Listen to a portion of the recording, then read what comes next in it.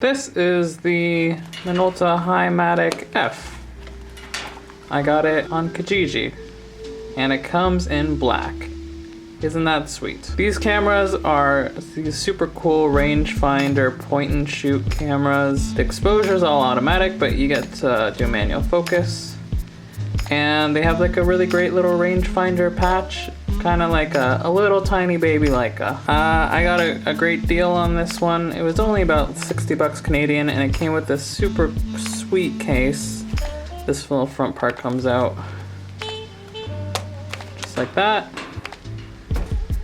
And it has this super classy little pouch thing it sits in. It's so nice. It just unscrews from the tripod mount. A little bit and just give it a little tug, just like that. This is the camera itself. It is really small, really compact. It has a 38 f2.7 lens, which is nice. It's a nice field of view. It's not the fastest lens in the world, but it gets the job done, that's for sure. Over on the top plate, you have your rewind, hot shoe mount, your battery indicator. Just hit the button here, a little light comes on just like that, trigger, and your film advance. That's just about what it sounds like. Over on the front here, you have your focus ring. It has a nice little tab down here, like a classic kind of rangefinder thing. The focus ring, you gotta grow to love it. It's a really short throw. Here's minimum focal distance, here's infinity. And it goes from 5 meters to infinity really quickly. That's kind of also a pro of this camera. If you know something is just about 5 meters away or a little bit more, you can just throw it to infinity and usually get it in focus. The rangefinder patch is super clear. I'll edit in some footage of that. On the front, you have a little dial that controls the ASA down here. The only con of this camera, it only goes up to just over 400. Let's see if I can get in closer. So it just only goes to 400. So if you have any 800 speed film, the camera won't know how to meter for that. So that's pretty much the only con of that. Here is the light meter. If you have a filter or something, it screws on the front. So your light meter automatically adjusts for filters. It opens up just like any old camera. Film goes in here, goes into the take up, close it up, wind it on a couple times. Your classic film camera. Down here is where you find the battery compartment.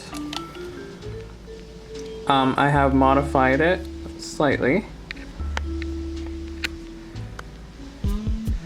So it takes these old mercury batteries that are kind of a weird voltage that aren't made anymore. So there's a really easy modification you can do. There's a little metal bracket that connects the two batteries, and you can just bend the pins upwards and it'll fit these standard 675 batteries. And those are about the same voltage as the mercury ones. So your camera will have the proper exposure. It just goes in like that. This is your film release. So yeah, these are super classy little cameras. They make good gifts. I gave one to my girlfriend. That camera, the little battery connections down here, the wires underneath the plate corroded, so you might want to look out for that. But these are super cool, super compact. This has definitely been my go-to pocket camera. It's just super classy. So yeah, highly recommend these. So this is some of the pictures I got with it. It's a great little point and shoot camera. It's super discreet. The lens is pretty sharp. I can't complain about any of that.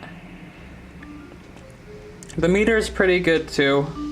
I can't complain about that either. You know, it's pretty discreet. Since it's so tiny, it really blends into like your pockets, and it's pretty unthreatening because it's so tiny. So it's a great little camera. I can't really complain at all. For what it is, I highly recommend it. So that's about it. That's all I got for today.